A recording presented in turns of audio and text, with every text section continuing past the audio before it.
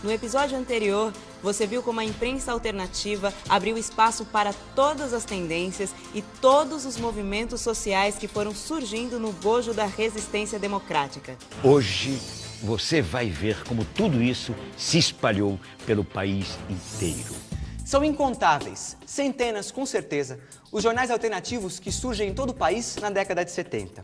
Muitos são feitos com simplicidade, inclusive os de comunidades populares e do movimento estudantil, isso em 72. Os jornais estudantis da minha época, eles tiveram um grande papel porque a cultura e a imprensa vinham muito juntas, fazendo uma espécie de cimento em toda aquela movimentação que ocorria. Diferente dos dias de hoje, a gente praticamente vivia a nossa vida toda dentro da universidade. A gente morava na universidade, namorava na universidade, tinha festa na universidade, tudo acontecia ali. Todo mundo sabia o que era diagramar um jornal, fazer pestape, gravura, desenho, cartoon. A gente fazia no stencil a álcool, que saía aquela publicação toda roxa, né? Bonita, do bem a cor que eu gosto, inclusive. Talvez seja por isso que eu gosto tanto de roxo. Mas, enfim, todos nós tínhamos um pouco desse artesanato jornalístico. Comecei, sim, jornal do centro acadêmico, na prensa principalmente, e fazendo a revista Balão, que foi uma invenção nossa lá na USP. Eu me juntei com o Luiz G, com os irmãos Caruso, com a Lúcia, com um monte de gente na época, e produzimos a Balão durante uns 2 ou 3 anos. Era isso, era reunir as pessoas, cada um trazer suas histórias e a gente fazer um número. Era completamente disparatado como linha editorial, cada um fazia uma história para uma direção mesmo. Foi maravilhoso, foi, acho que, a melhor experiência da minha vida. No mesmo ano começa a circular Terra Roxa, dos estudantes da Universidade Estadual de Londrina. Avesso, publicação do DCE Livre da USP, faz parte dessa onda que se amplia em 77. Destaca-se como porta-voz do debate entre as tendências políticas dentro da universidade. E surpreende pela ousadia gráfica. Adotou o formato standard, diferenciando-se do formato tabloide da grande maioria de jornais alternativos. Surge o DCE Livre da USP, Alexandre Vanucchi Leme.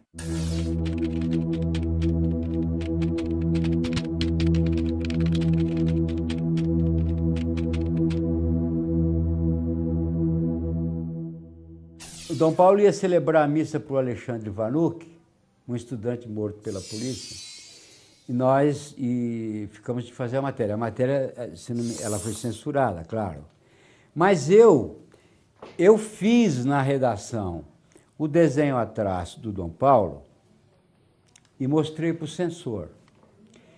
E eu tinha direito a uma cor na gráfica, que era a gráfica do Brasil Herald, uma grafiqueta na Lapa. Eu pegava o meu desenho, que eu já fazia no tamanho da capa, que não tinha outro recurso, e aplicava uma cor no vegetal, porque eu tinha direito a uma cor. Todas as capas tinham um fundo. E o censor ficava na boca da máquina, esperando rodar. Isso já no sábado à noite, que segunda-feira a gente tinha que estar nas bancas. Quando ele viu o cardeal vermelho, ele já saiu me batendo.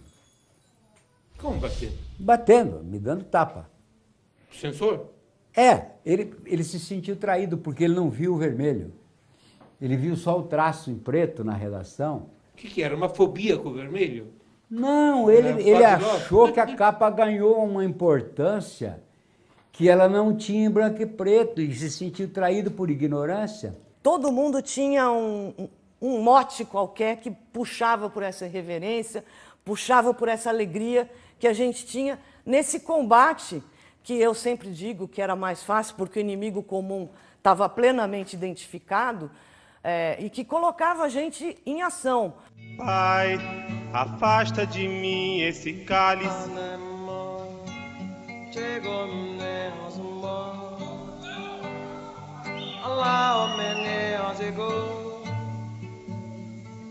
De vinho tinto de sangue, arroz à grega, parabundá, adadá, parabundá, darabundé, darabundá, darabundá, darabundá. Meu som! Olha, eles estão apurrinhando muito, sabe? Esse nosso também, o som não tava no programa, não. Tava no programa, claro, tá no programa que eu não posso cantar a música, nem posso cantar Ana de Amsterdã. Não vou cantar nenhuma das duas, mas desligar o som não precisa, não. Cobra de Vidro, jornal dos estudantes da FAAP, FGV e outras escolas de São Paulo, também é de 1977. Em 1978, surge Metanoia, revista dos estudantes de Ciências Humanas da Universidade Federal da Bahia. Yadamir Marini. E os estudantes? Basta as prisões. E outro dia a gente fez um debate, por exemplo, passando um filme que era documentário da época, era o Apito da Panela de Pressão, e estavam na plateia desse debate a molecada, que eu falo com muito carinho, do Levante Popular. E aí um dos meninos perguntou para a nossa geração, que estava lá também, ele falou, como é que vocês faziam para convocar manifestação se não tinha Facebook? E aí levou a gente a essa reflexão. Realmente o que fazia juntar as pessoas eram os instrumentos da mídia impressa que a gente tinha na mão, nos centros acadêmicos e no Conselho de Centros Acadêmicos, e era também uma identidade cultural coletiva muito grande. O pessoal do Facebook, eles começaram a pensar se eles faziam, se eles construíam essa identidade através do Facebook. E muita gente coloca, por exemplo, que eles constroem, na verdade, eu acho que a molecada que vai hoje para a rua valoriza muito mais um processo que seja horizontal. E isso é resultado também do instrumento que eles usam para se comunicar. Então, a comunicação por internet, que não tem o líder, que não tem... Eles questionam muito esse tipo de representação. O movimento de junho, ao contrário do que alguns queiram dizer, eu acho que ele inseriu a movimentação de rua de novo na conversa da democracia. Eu acho que não vai ter esse retorno que as pessoas estão esperando. Muitos falam assim, não, vamos esperar um pouco, porque a liderança vai aparecer, daí a gente negocia com a liderança. Não vai aparecer. Eles aprenderam a funcionar de outro jeito. É outra geração, é outro movimento estudantil.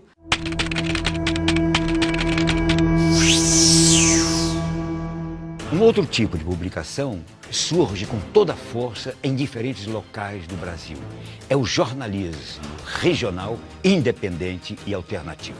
No Acre, por exemplo, surge Varadouro, que teve grande influência na resistência dos seringueiros contra a ocupação de suas terras por invasores do Sudeste. Reportagens corajosas escancaravam a luta e a violência contra a população. Quem conta é o editor-chefe do jornal, Elson Martins. Esse daqui foi uma edição histórica, porque ela tem na terceira página a primeira entrevista dada pelo líder sindical e ambientalista Chico Mendes à imprensa brasileira. Primeira vez? Primeira vez que ele deu uma entrevista ao jornal. Chama o vereador seringueiro. Por quê, hein? Porque ele tinha sido eleito para a Câmara de Vereadores de Chapuri, achando que a política ia ajudá-lo na condução da luta socioambiental do Estado, na floresta. Mas ele se enganou, ele não deixou de ser seringueiro, ele ia para as sessões da Câmara e às vezes tinha que pôr uma gravata e tudo, mas depois tirava e ia cortar a seringa na colocação dele. O Varadouro é o caminho dentro da mata, pelo qual segue a mercadoria que o seringueiro precisa, o feijão, o charque, o querosene, sal. Isto aqui é um varadouro e foi isso que nos inspirou para fazer o jornal. Por este caminho, os seringueiros partiu para o enfrentamento com os peões pagos pelo fazendeiro para desmatar a floresta. Então, nesse momento, eles cantavam uma música. O Nilson aqui pode dizer como era essa música. Pode cantar. Já chega de tanto sofrer, já chega de tanto chorar.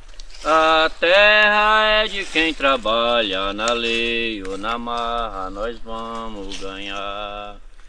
Tinha um cineclube Aquiri, que a gente passava filmes escondidos da Polícia Federal, a gente corria a peça, teatro, e o Jornal Varadora fazia parte dessa esfera de relacionamento, de compromissos que a gente tinha. Então o jornal estava... Eu nunca escrevi no jornal, minha participação no jornal era em dois momentos.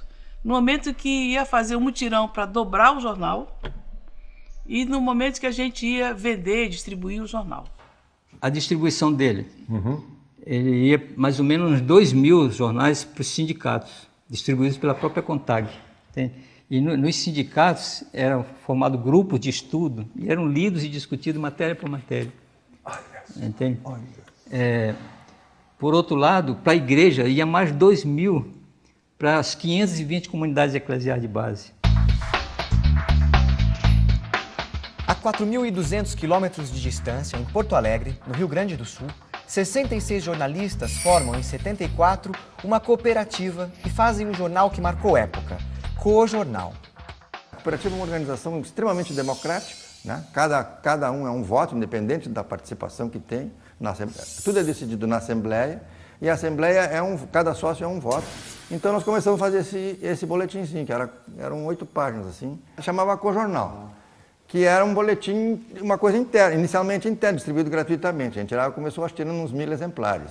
E de repente aquele jornal começou a crescer a demanda, então ele começou tirando 1.000 exemplares, de repente já estava tirando 1.500, 2.000, 3.000, de repente já eram 4.000. Aí a ideia do próprio pessoal lá que disse, por que você não bota na banca esse boletim? Engorda ele um pouquinho e bota na banca. E foi o que nós fizemos, e se revelou uma boa ideia, porque o jornal ele foi se construindo. Co-Jornal aborda temas tabu para a maioria da imprensa.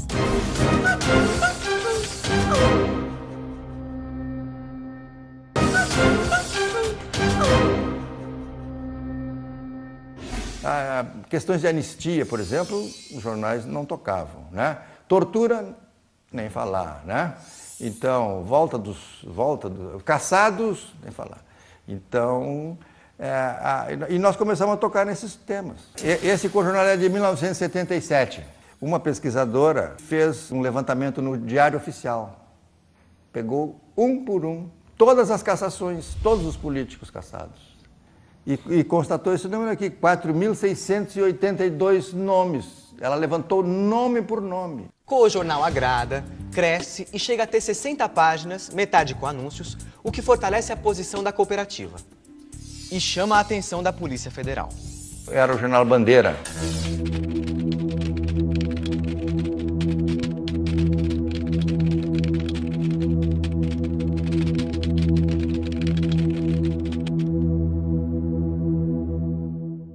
Ele reuniu os donos das empresas de comunicação, fez um discurso dizendo que havia em Porto Alegre um grupo que estava editando um jornal que só denegria o governo e que o governo não concordava e que o governo ia tomar providências contra essa publicação, que era uma publicação sensacionalista e tal, e tal, e tal. A edição anterior a esse movimento que envolveu a Polícia Federal e o Terceiro Exército, o jornal com umas 60 páginas tinha 28 ou 29 páginas de anúncio. E na edição seguinte tinha 2 ou 3. Muita pressão. O jornal não cede e avança. Revela documentos sobre a morte do capitão Lamarca, o que cutucou a onça com a vara curta. Os militares reagem. Os editores são processados, condenados e vão para a prisão. O jornal ainda resiste até 1983. Se há alguma originalidade nesse projeto, ela decorre do fato de ele ser integrado a uma cooperativa. E eu acho que não houve nessa experiência do jornalismo, dito jornalismo alternativo, uma situação assim como essa. Em 1976, em Minas Gerais, a uma rebelião de jornalistas inconformados com a submissão da imprensa de Belo Horizonte à ditadura. Lá em Minas, a repressão sempre teve uma característica muito acentuada de brutalidade. A ultradireita clandestina também agiu sempre de modo muito bestial. E foi nesse contexto que surgiu o Jornal de Fato. Nós tivemos a vida um pouco facilitada pelo pioneirismo do jornal Opinião e, sobretudo, o pioneirismo do jornal Movimento. E a vantagem de que os fundadores do Jornal de Fato eram todos jornalistas jovens profissionais da grande imprensa local e até nacional nas sucursais. Nós editávamos o jornal sempre de quinta para sexta, de sexta para sábado, aí ficávamos até de manhã. Os diagramadores saíam da imprensa onde trabalhavam como profissionais, vinham para o jornal, os fotógrafos também profissionais vinham, todos os colaboradores, ninguém nunca recebeu um tostão, ao contrário, todos tiravam do bolso para ajudar a fazer o jornal. E era um jornal tabloide, muito bem editado, um trabalho de capa, um trabalho de diagramação muitíssimo bem feito e com uma distribuição agradável, solta, de ilustrações, de fotos e de cartoons. Um cartoon irônico, um cartoon de opinião, um cartoon descritivo. Então isso dava ao jornal assim, uma alegria para se ler e a variedade de temas. O jornal saía, nós mesmos colocávamos de banca em banca, assim como depois recolhíamos a sobra e o dinheirinho da venda, e o mais importante era a venda manual. Em 1978, de fato, fez uma reportagem que tornou-se matéria de capa, que imaginávamos um grande impacto, envolvendo o sequestro, a tortura e o assassinato de uma criança, um jovenzinho adolescente de 13 anos de idade. O que aconteceu? O Cosminho foi preso e foi assassinado na tortura. Claro que abafaram. A mãe do Cosminho nos procurou, teve um contato conosco no Jornal de Fato, e nós descobrimos que o corpo estava no Instituto Médico Legal, na Avenida Amazonas, no bairro Gamileira. Fizemos uma campana, imaginando que eles fariam um enterro clandestino do corpo do Cosminho. E a campana deu certo. Final da tarde, já quase no lusco-fusco, sai uma viatura, tipo um furgão da Polícia Civil, conduzindo o caixão do Cosminho. E pela direção seria o cemitério da zona leste da cidade, o cemitério da Saudade. Eles fizeram o enterro no cemitério da Saudade, os coveiros e os policiais, e nós seguimos, sem sermos percebidos, e observando de longe, do lado de fora do cemitério, mais ou menos o local onde estava a cova. Assim que a polícia se foi, nós entramos no cemitério, nos passando por policiais. E os coveiros desenterraram o caixão. Nós abrimos o caixão e fotografamos o corpo, especialmente o rosto do Cosminho, todo deformado por tortura. E colocamos isso na primeira página, a matéria de capa do Jornal de Fato. Foi um estrondo. O jornal não foi apreendido porque tudo foi uma grande surpresa. Ele já estava em circulação. E como naquele momento da publicação do jornal, o movimento pela anistia já era muito vigoroso no Brasil, se organizou exatamente no ano de 78, e juntamente com ele o movimento por direitos humanos, esse tema tornou-se um assunto recorrente, sempre lembrado. Cidade Livre surge em Brasília em 76. O Berrante, de 79, em Campo Grande, Mato Grosso do Sul. Mutirão, de Fortaleza, Ceará, em 78. Jornal do Povo, de Recife, Pernambuco, em 79. Cabra Macho, revista de humor lançada em 74 em Natal, Rio Grande do Norte, e Resistência, Belém do Pará, 1978. Em Salvador, Bahia, nasce em 1977 O Inimigo do Rei, de inspiração anarquista, divulgando temas da contracultura, sexualidade e drogas. Crítico da ditadura e também do autoritarismo da esquerda. Irreverente, sobreviveu à crise da imprensa alternativa e circulou até 1988.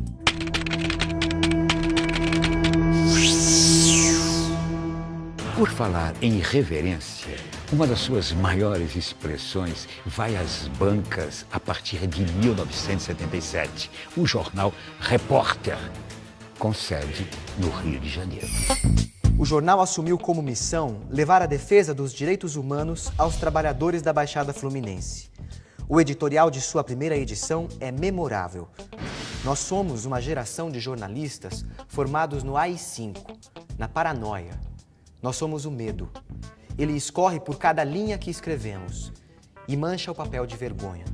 Na busca pela linguagem das ruas, o jornal agride, provoca, navega pelo sensacionalismo e a escatologia. Narra o cotidiano de violência e miséria. Chegou a vender 100 mil exemplares. Acuado pelo regime, pela polícia e pela extrema-direita, teve edições apreendidas, processos judiciais, foi alvo de atentados em bancas de jornais.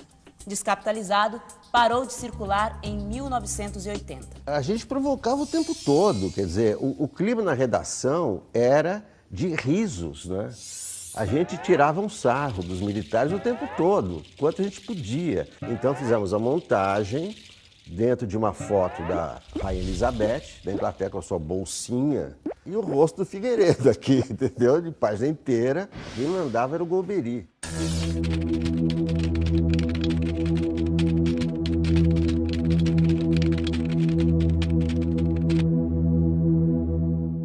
Denunciava as torturas, denunciava más condições de vida, salários baixos, né? Apoiava as greves e etc. Né? E dava voz ao povo. O jornal começa a circular em 77, dezembro de 77. Tal. Número 4,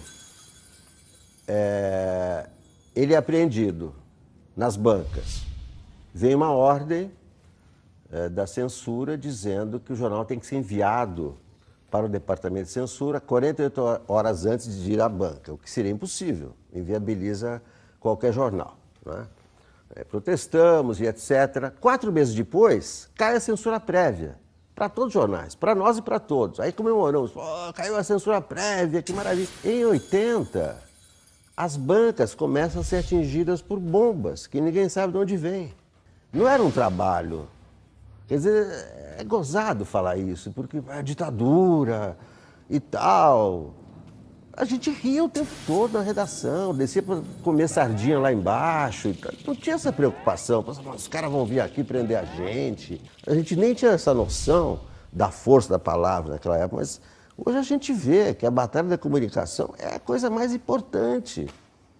Tanto que a ditadura foi derrotada. Eu não acho que a esquerda foi derrotada. Ao contrário, a esquerda ganhou, porque a ditadura foi derrubada. No próximo episódio, você vai saber como as publicações se multiplicaram no exílio. Essa revista ela teve um papel importante porque ela agrupou como referência teórica um setor grande da esquerda brasileira que estava em autocrítica do militarismo e, ao mesmo tempo, começava a defender liberdades democráticas, a necessidade de uma frente democrática no país, a luta pela Assembleia Nacional Constituinte. Então vamos lançar as cartas chilenas, está aqui, carta chilena segunda época, que era era a retomada da experiência dos inconfidentes na denúncia das arbitrariedades do regime imperial.